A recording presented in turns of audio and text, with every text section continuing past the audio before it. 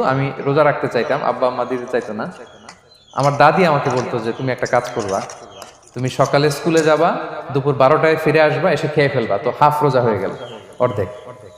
এরপরের দিন আবার সকালে না খেয়ে যাবা, দুপুর 12টায় এসে খেয়ে ফেলবা, এনাদার হাফ। তো দুই হাফ মিলে একটা হয়ে গেছে। এইভাবে আমি অনেকগুলো রোজা রাখছিলাম ওই বছর। এখনো এই স্মৃতি আমাকে স্মৃতিকাতর করে। আমার দাদি নাই, চলে গেছেন, আল্লাহ আমাকে জান্নাত নসিব করুক, আমরা দোয়া করি। কিন্তু আজও আমার কাছে এই নস্টালজিয়া ফিলিংটা হয় যে আমি কিন্তু এইভাবে রোজা রাখছিলাম ছোটবেলায়। আমাদের বাচ্চারাও তাই করে।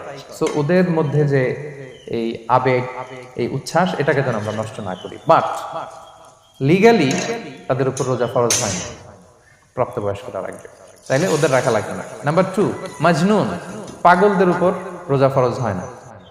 যারা পাগল তাদের উপর ফরজ হয় না। একটা হাদিস শোনাই, আল্লাহ রাসূল সাল্লাল্লাহু আলাইহি ওয়াসাল্লাম বলেছেন, আমি সবকিছু খুব প্রেসাইজলি বলছি যেহেতু আমাদের